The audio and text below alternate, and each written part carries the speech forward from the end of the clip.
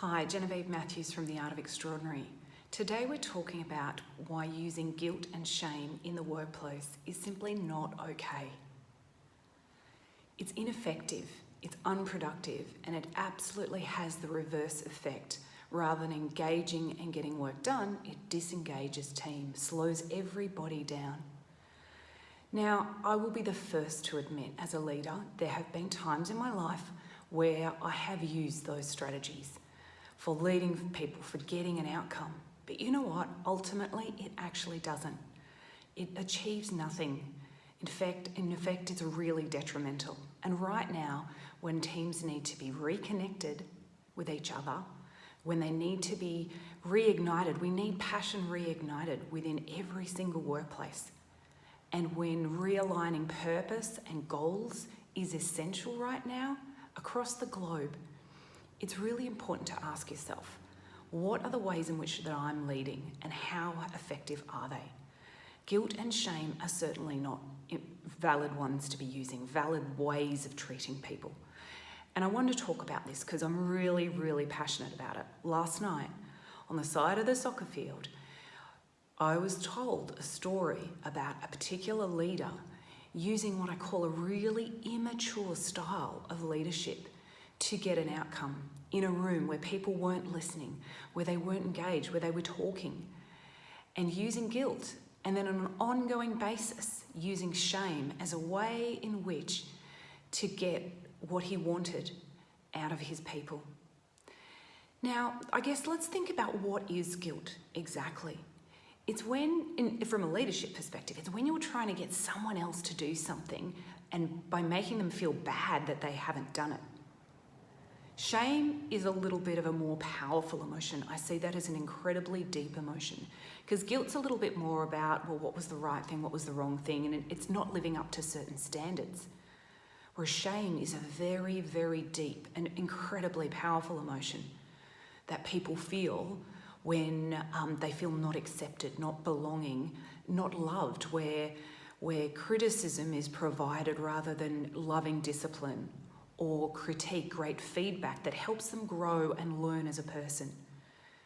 When we're using shame as a technique to get an outcome, it's harsh. I want you to think about it in terms of, let's say it's a parent and a child, and delivering that critique that we do as parents, all done it, okay, where we feel that we need to put the kids down in order to get an outcome. We want to put them down to diminish how they feel. And ultimately, it's our ego. It's our ego at play. And in the workplace, when our ego comes to the party and needs to rule, whether that's with the thumps, think about it as that threatening hand, it can really do a total disservice to the environment that you're creating. Now, perhaps that's how you've been led in the past, and so you see that as a normal style of leadership. You might think that's the only way to get the result that you want. You've perhaps tried, given it a go, but it didn't work with using more of an encouraging and a questioning style. I really invite you, okay, to look at how you are leading and how that style is impacting team. Because disengagement levels are really high. People are disengaged in the workplace.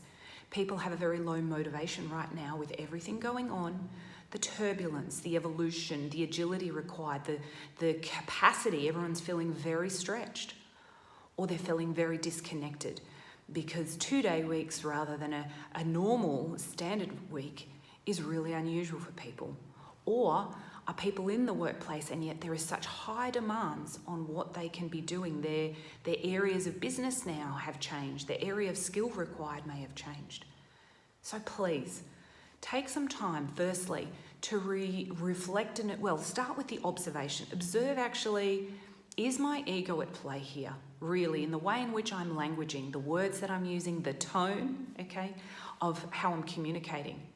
And remember that words and tone on email are as highly powerful as once you're in the room. When you're in a room with someone and you can see people, if that's on Microsoft Teams or if you're using Zoom technology, your physiology will have a huge impact. And even more impactful is when there's no communication, there's no words. So silence is deafening. Okay, so if you're then coming back in with communication that's really short, really sharp, that's really expectational, you've got very high expectations, and standards haven't been realigned to get the team back together, to reconnect them, even if it's from week to week, month to month, realigning those standards of how we function as a team, how we are as a great team, even when you've got a very varied level of capability and talent on the team. That is okay too. What's not okay is using this guilt and shame to put people down because they haven't met your standards or they haven't done the job that you think they should be doing. We use so many shoulds. So please observe. Number one, observe your language, your style. And then two, do some reflection on it, okay? What can I be doing a little bit differently? And think about then the ways that you're communicating and what actually could you be doing slightly differently. Now this is recalibration. I like to think of it as just a fine-tunement. What can we be tweaking? Little muscles, not everything. And then the third piece is really importantly if you need help, okay, on the way in which you're communicating, the style of leadership that you have, if you know it's not necessarily working as well as it could be, and you want to see that engagement within your team improve, you want to see silos broken, okay? A lot of teams right now are very siloed. People have been working very independently, very individually. And if it's time to reconnect that team, time to get them back onto the same page and realigned, and you would like some help with your leadership style and the way in which you're communicating with people, please comment below and say communication. Let's get in touch and give you the tools that you need to really communicate in a great way so that you can be very productive with your team.